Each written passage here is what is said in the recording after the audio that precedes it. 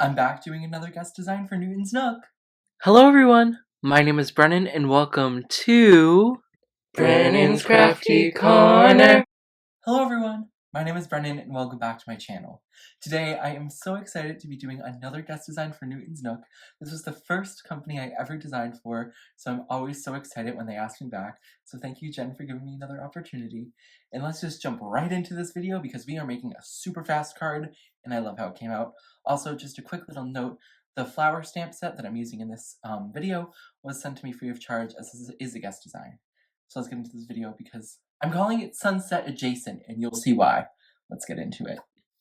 Today we are going to be using the new Floral Delight stamp set from Newton's Nook Designs, of course. You guys know I love this stamp set because it has not only one, but two florals. That has some nice sentiments as well, thinking of you, just for you. So we're going to use this today. I'm not going to be using the coordinating dies because this technique does not require them. But let's get into it because I love how this card's going to come out. So what I've done is I've taken both the floral stamps and I've put them in my MISTI. And we're just going to close this over. I position them how I want them. I want this one to be a little higher, this one to be a little lower, but both of their stems coming from the bottom, not actually on the card. We're going to put this off to the side and we're just going to condition these stamps. Since they're new, it's good to condition them because from the factory, there's typically almost a little residue left and it causes them not to take ink as well. Your stamps are perfectly fine if you find them on the first stamp, especially if they're photopolymer not stamping correctly. But sometimes it's just that from the factory, it's a little weird. So now what we're going to do, actually, no, we're not going to stamp with our embossing powder first. We're going to actually take my anti-static bag and we're going to use it. This does not get basically any use. I monkey say, not monkey do, I guess, because I say to use one. Do I ever really use it? No, but today we are. So that's all anti-static or static free. And now we're going to take my Versamark embossing ink. We're just going to ink up these two florals. And we're going to do some embossing with some white embossing powder. I love to do the emboss resist technique. It's one of my favorites. We're going to be doing that today. And typically I'll only do like one image and emboss it. And it's really pretty, but it also makes a really quick card. But today, let's do two. And maybe we'll emboss the sentiment after. We'll see. So we're just going to ink these up a second time. I find it best to always ink up twice, just in case you didn't get a perfect impression, because it's hard to see if you got an perfect impression. So I just like to do it twice. Okay, there we go. You can kind of see it there. You can see the shine of the clear embossing ink. And now what I'm going to do is I have my coffee filter, and I have some white embossing powder, and we're just going to pour it all over. If you want to have a contained mess in your craft room, this is like a very fun tool because I know some people like to get messy, but they don't like to deal with the mess. So I feel like pouring powder over something is your way to like deal with that. And then I just knock it a few times and then almost any excess powder has now fallen into the coffee filter. I decided to emboss the Just For You sentiment also in white ink, not white ink, in white embossing powder. Oopsies. I haven't heated that up yet with a heat gun, but that's what I will do after. I haven't done the flowers yet. But I was like, let's just do it all at once.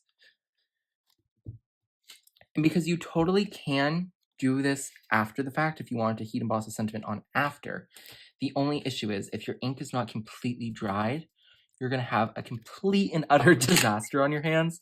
And believe me, it's happened to me. So that's why I'm deciding to do it now. And I should have enough anti-static powder still on there, I hope. So yeah, we shall see. So back in our little coffee filter, and now we're just going to pour more embossing powder over. We're going to tap, tap. Yeah, there's still a little on here, but I can get it off. It's fine. But there's our Just For You sentiment now. Now it's time to heat all this up with a heat gun. This part was not a voiceover at first, but I felt like it was going too slow. So that's why you see me like talking also at the beginning. So everything's melted. So now we're going to be using Cranberry Fizz, Party Dress, Peach Bellini, and Limoncello from Catherine Pooler. First, I'm going to go in with that Cranberry Fizz and only do a little bit at the top. We're going for a sunset look here. Now I'm going to go in with the Party Dress and blend that down a little more. I don't want to do too much of the red and pink because that will just make it look a little too dark, I think. Especially the red. The red can be really overpowering, I find.